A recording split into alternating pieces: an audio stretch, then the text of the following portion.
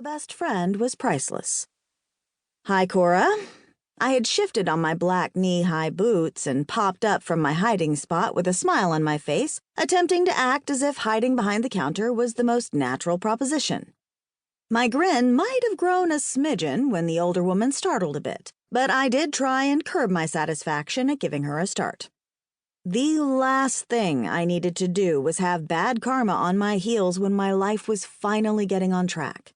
We were just about to close up the shop and close out the receipts on this year's accounts. Was there something you needed? I was hoping to speak with you privately. Cora slid a squinted glance in Heidi's direction along with a forced smile, but there was no way I was going to be in the company of a woman who disliked my family without the aid of my BFF. Okay, dislike might have been too generous of a verb. I was pretty sure I'd seen fire coming out of her facial orifices the last time she and my mother had been in the same room. I had almost called the fire department out of desperation. There's something I need to say that's long overdue.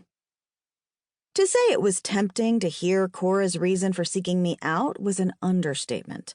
I came very close to asking Heidi to go into the back room that I used as a storage area to appease the woman, but I wasn't that crazy.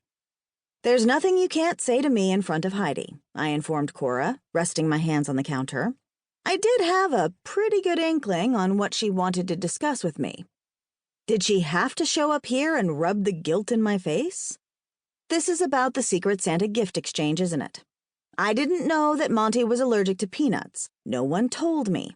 I've already apologized profusely to him, and I'll make sure that I don't include that type of tea blend in an anonymous gift exchange ever again.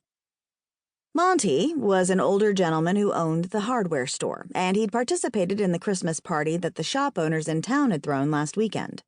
The get-together had given me an opportunity to get to know the other residents, but having an ambulance called to the festivities hadn't exactly been in the cards. I'd learned a very valuable lesson that night. Never compile a tea gift basket without keeping the labels on the tea bags. Monty loved his tea, so it hadn't struck me as odd when he'd asked the bartender at the tavern for a cup of hot water after he'd opened his present. It wasn't like everyone didn't know the gift was from me. Tea leaves and eaves had been delicately hand-painted on the porcelain tea mug. Unfortunately, it wasn't long afterward that Monty had broken out into red hives while his face began to change to a color that one could easily recognize as purple. I thought for sure I was going to be responsible for the man's peanut oil-induced death. This is personal, Cora declared, clasping her gloved hands behind her back as if she were facing off with an adversary prior to a duel. Personal? Oh, this couldn't be good at all. What had my mother done now? I was tempted to tell Cora to turn back around on those expensive brown winter boots of hers, but I managed to refrain myself from lashing out.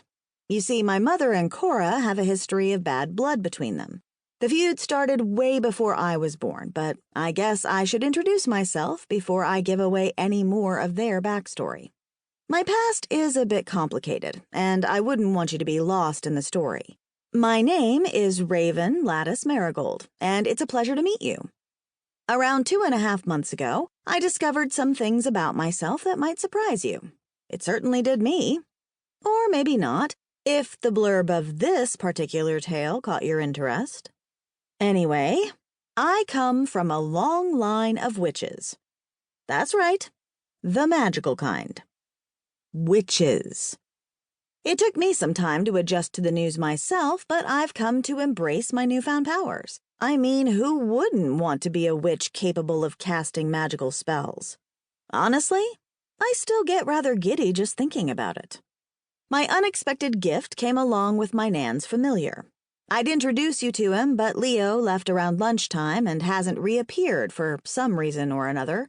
I should warn you that he can be rather snarky and downright rude at times, but he'll grow on you. Of that, I'm certain.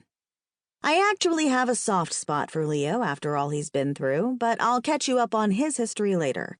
It's a bit more complicated than my accidental tale. Anyway, no one in the small town of Paramour Bay, Connecticut is aware that the Marigolds are actual bona fide witches. I've been told it's one of the coven's rules. Not that I've ever personally met another witch from outside the family.